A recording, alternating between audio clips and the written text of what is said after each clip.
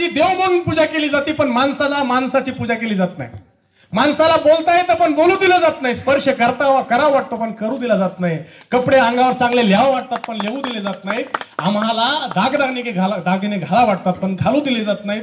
या प्रकारची माणसाला जर या ठिकाणी वागणूक असेल तर त्या समाजामध्ये, त्या धर्मामध्ये आम्हाला राहण्याची अजिबात इच्छा नाही. ज्या समाजामध्ये आम्ही राहतो त्या समाजाच्या रोटी बेटी व्यवहार जर आमच्यासोबत नसेल तर त्या धर्मामध्ये आम्हाला राहण्याचा काही इंटरेस्ट नाही किंवा कसल्याही प्रकारची इच्छा देखील यापुढे नाही. आणि म्हणून हा बौद्ध धम्म बाबासाहेबांनी विचार रूपामध्ये तुम्ही आम्हाला दिलेला आहे. आम्ही तो विचार किती जोपासला, किती मोठा केला याचं आत्मपरीक्षण मला वाटतं बाबासाहेबांच्या जयंतीनिमित्त आम्ही केलं पाहिजे. बाबासाहेबांना बाबासाहेब का बरं म्हटलं जातं तर बाबासाहेबांना हरदाल नावाचे बाबासाहेबांचे जे अनुयायी होते, बाबासाहेबांचे अनुयायी एल.एन. हरदाल, त्यांनी काय केलं होतं, बाबासाहेबांना बाबासाहेब ही उपाधी दिली. कारण बाबा या शब्दाचा अर्थ किंवा बाबासाहेब या शब्दाचा अर्थच मुळात असा आहे जो पिता आहे, वडील आहे. आणि म्हणून तिथून पुढे बाबासाहेब असं म्हटलं जातं. त्यानंतर एक दशकातला बाबासाहेबांना बोधिसत्व नावाची पदवी देखील बौद्ध भिक्खूने दिलेली आहे. ह्या त्यांच्या सामाजिक कार्यातला विषय आणि हा सामाजिक कार्यातला विषय जगाला आज बाबासाहेब पटतात. आज जगात बाबासाहेबांचे विचार प्रत्येक ठिकाणी प्रेरणादायी ठरतात.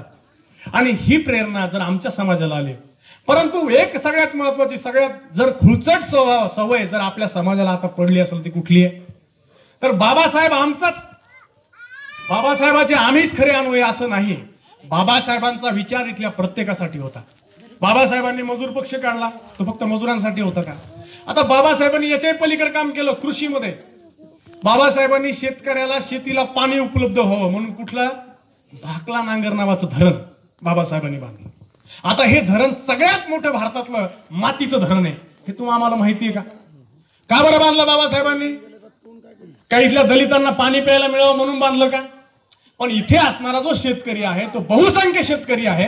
आणि या बहुसंख्य शेतकऱ्याचं जर शेत पिकलं तर तो या जगाचा पोशिंदा म्हणून पुढे आलेला शेतकरी तो आपलं शेती चांगल्या पद्धतीने पिकू शकेल. हे बाबासाहेबांचं व्हिजन त्यावेळेस होतं.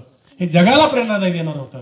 बाबासाहेबांना जगाच्या पाठीवर अनेक देशातल्या ऑफर होत्या की तुम्ही आमच्या देशात या, आम्ही तुम्हाला हवं ते देऊ, लागेल ते देऊ, तुम्ही फक्त आणि फक्त आमच्या देशात आमच्या देशासाठी काम करायला या. पण बाबासाहेबांनी या सगळ्या ऑफर, सगळ्या मागण्या त्यांच्या झुगारल्या, नाकारल्या आणि बाबासाहेबांनी फक्त भारतात आणि भारतातल्या लोकांसाठी काम केलं. हे तुम्हाला मला सांगायचं. बाबासाहेबांनी याच्या पलीकडे जाऊन अशा गोष्टी केल्या. नामांतरणाचा विषय बाबासाहेबांनी सांगितलं, नामांतरणाचा विषय. आता विद्यापीठाला बाबासाहेबांचं नाव द्यायचं, इथल्या काही गलिच्छ लोकांनी त्याला विरोध केला.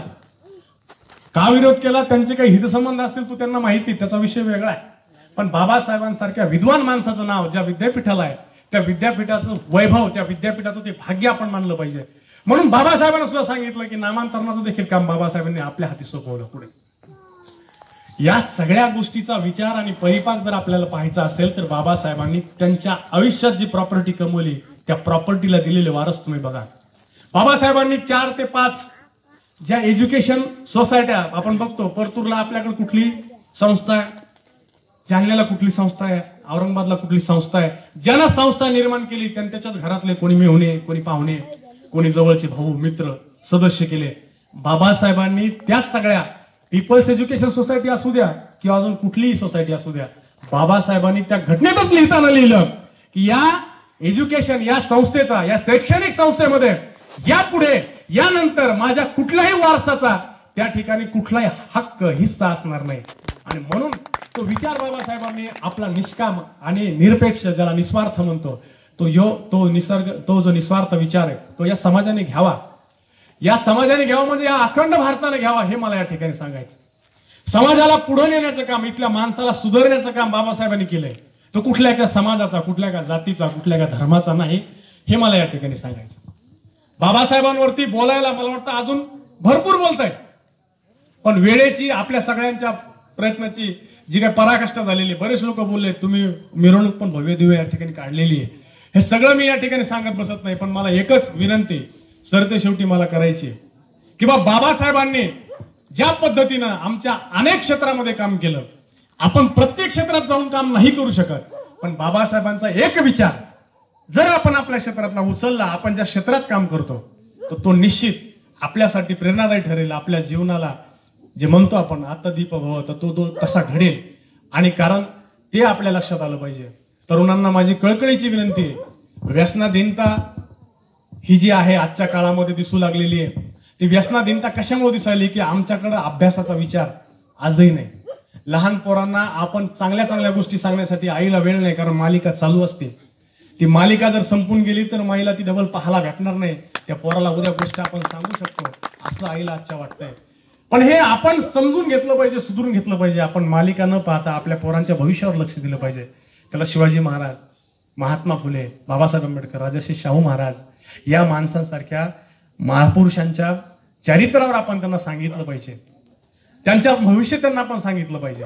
इथल्या तरुणांना माझी अशी या ठिकाणी अपील असेल, बाबासाहेबांनी जो विचार, मूलगामी विचार आपल्याला प्रेरणा देण्याचा, आपल्याला पुढे जाण्यासाठीचा दिलाय, तो आपण स्वीकारला पाहिजे. आमच्याकडे सध्या IPL चालू आहे. IPL वर आमच्या गावात चांगला आणि मोठ्या प्रकारचा सट्टा पण लागतो.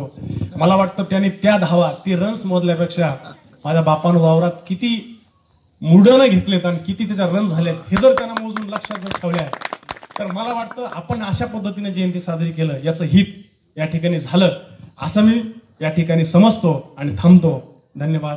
जय भीम, जय भारत. जय भीम.